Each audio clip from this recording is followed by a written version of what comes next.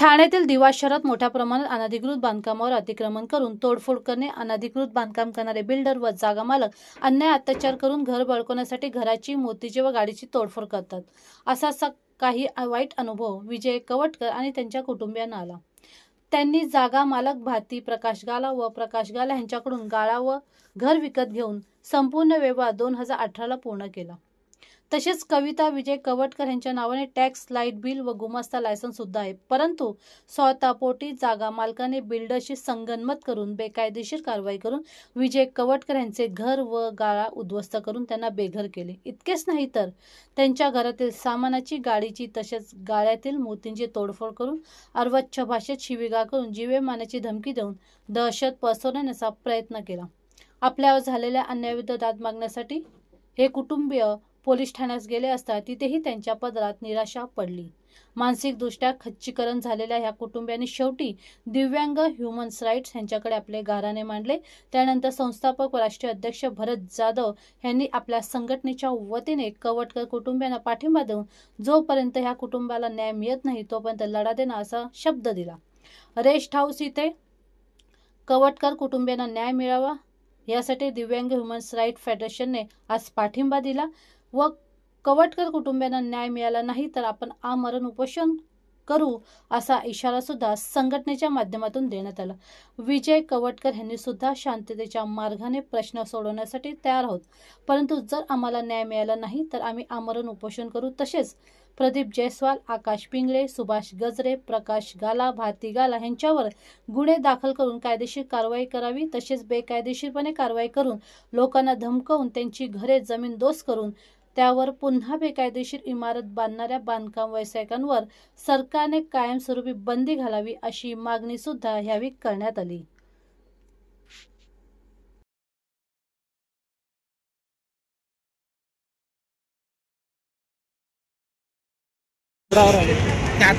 आज जवळजवळ 3 वर्ष झाली आम्हाला बिल्डर प्रदीप जयस्वाल, सुभाष गजरे आणि आकाश पिंगळे हे आम्हाला भयंकर त्रास देतात. रात्रीचे आमच्या घरी येऊन JCB लावतात, दगडफेक करतात, गाड्या तोडतायत आणि आज एवढं करूनही आज आमच्या नावी म्हणजे खोट्या तक्रारी नोंदल्या गेल्या आहेत. पण आम्ही एवढ्या 3 FIR केल्या, 5 जवळजवळ 112ला कंप्लेंटी केलेल्या आहेत. पण अजूनपर्यंत कुठल्या पोलीस स्टेशनमध्ये म्हणा किंवा कुठल्या ठिकाणी आम्हाला न्याय मिळालेला नाही आहे. तर कृपया करून आपल्या मीडियासमोर आम्ही आज सांगू इच्छितोय की या लोकांवरती प्रदीप जयस्वाल, सुभाष गजरे, आकाश पिंगळे, जमीन मालक भारती गाला, प्रकाश गाला यांच्यावरती कडक कारवाई झाली पाहिजे. याच्यावर FIR नोंद झाली पाहिजे. आणि आज आमच्या जीवाला आज ह्या माणसा बिल्डर लॉबीकडनं आम्हाला धोका आहे. जर उद्या काय याच्यापर्यंत आम्हाला जीवाला जर धोका झाला किंवा काय झालं तर याला सर्वस्वी जबाबदार दिव्यातील बिल्डर राहतील हे मी आज आवर्जून या ठिकाणी सांगतोय. आज माझी मिसेस हिच्या नावाने घर आहे, माझ्या नावाने गाळा आहे, पण आज हिला पण वेडावाकडे शिवीगाळ केली. त्याच्यानंतर तिला पण वेगवेगळ्या प्रकारचे दरवाजातून गाडी जाताना वेगवेगळे खुनावणी करतात, रागाने बघतात. माझी मुलगी आहे, मुलगी आज 12वीची आहे. तिला रस्त्यातून जाताना तिच्या मागे गाडी लावतात, मोठ्याने हॉर्न वाजवतात, ब्रेक मारतात. उद्या काय याला झालं तर पोलीस जबाबदार आहेत की कोण जबाबदार आहे? पोलीस म्हणतायत की तुमचं रक्त आलं का, तुम्हाला लागलं का, तुम्हाला मारलं का, हे पुरावे आम्हाला विचारतात. ज्यावेळी माझ्या घरावरती दगडफेक झाली त्यावेळी मी त्यांना CC फुटेज दाखवलं, सर्व काही दाखवलं, तरी पोलीस स्टेशन म्हणतंय की आम्हाला हे मान्य नाही, तुमच्या पुराव्यात काही तथ्य नाही. मग उद्या आमचं काय कमी जास्त झालं, माझ्या मुलांचं काय झालं, माझं झालं, तर त्याला कोण जबाबदार देणार? प्रशासन देणार, पोलीस प्रशासन देणार की आणि कोण देणार? तुमची मागणी काय? आज माझी घर पाडून 1 वर्ष पूर्ण होत आलंय. महानगरपालिकेने घर अनधिकृत बिल्डिंग दाखवली. ती अनधिकृत नसताना C3 मध्ये बिल्डिंग होती, ती आज C1 मध्ये दाखवून ती अनधिकृत तोडली गेली. आणि ती तोडताना पूर्ण माझं घर उद्ध्वस्त केलं. जवळजवळ 400 ते 500 माझ्या गणपतीच्या मूर्त्या होत्या, देवीच्या मूर्त्या होत्या, माझ्या घरातलं सामान, गणपती करायचं जे सगळं कलरचं किंवा इतर माझ्या मशिनरीचे सामान सर्वाची नासधूस झाले. पूर्ण माझं घरातलं सामान अस्ताव्यस्त झालंय. तरी सुद्धा आयुक्तांनी आम्हाला कुठल्या परिस्थितीत मदत केलेली नाहीये.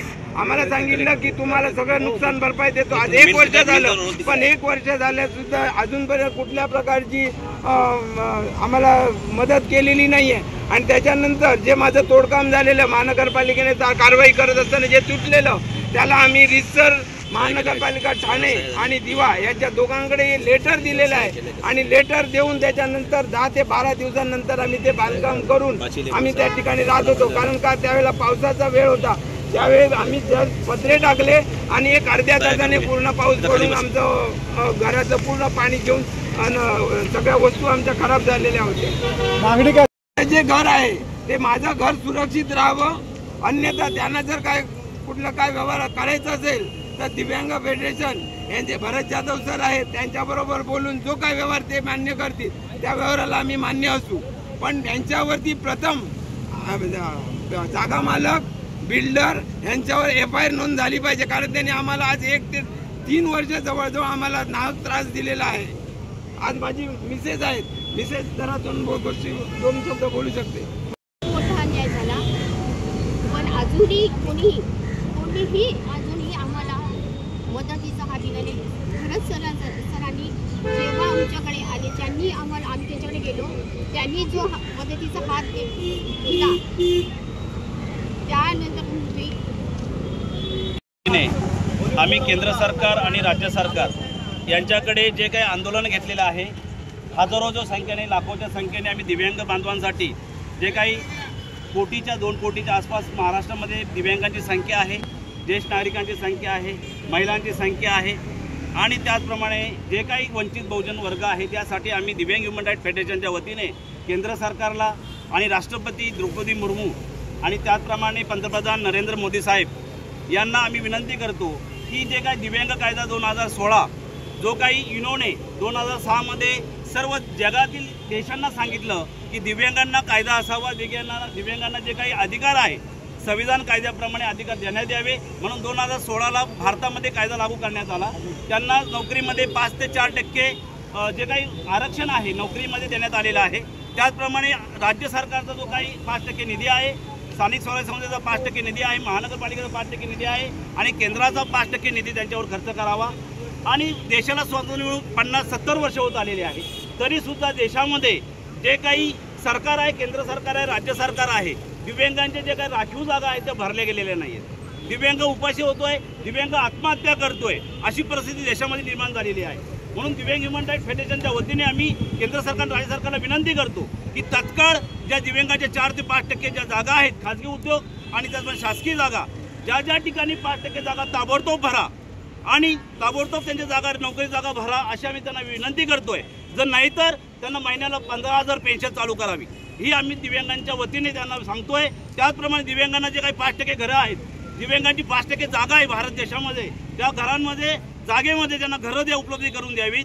त्याचप्रमाणे त्यांना गाळे, स्टॉल, त्यांना जे आवश्यक आरोग्य सुविधा, नोकरीच्या सुविधा, शिक्षण व्यवस्था त्यांना मोफत उपलब्ध करून द्यावेत, अशी विनंती आम्ही दिव्यांग ह्युमन राईट फेडरेशनच्या वतीने करतोय.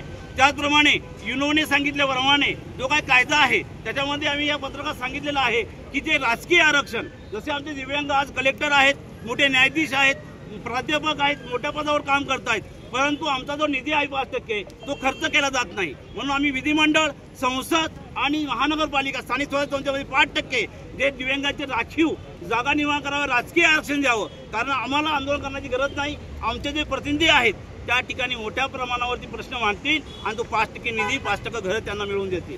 म्हणून राजकीय आरक्षण हा महत्त्वाचा घटक आहे. त्याचप्रमाणे दिव्यांगांना हिमोफिलिया पेशंट जे आहेत, आमचे हिमोफिलिया पेशंट आज या रक्तांच्या आजारामुळे ते मरतायत, मृत्युमुखी पडतायत. म्हणून फॅक्टर 6, 7, 9 हे फॅक्टर्स उपलब्ध करून द्यावेत. कारण त्याचा जीवाचा प्रश्न आहे, त्याचा साठा उपलब्ध करून द्या, निधी उपलब्ध करून द्या. दिव्यांगांचे जे काही विविध तुम्ही लाडक्या योजना दिलेली आहे, या लाडकी योजनेमध्ये तुम्ही सर्व महिलांना अनुदान देत आहे, पेन्शन देत आहे, त्यांचं अभिनंदन आहे सरकारचं.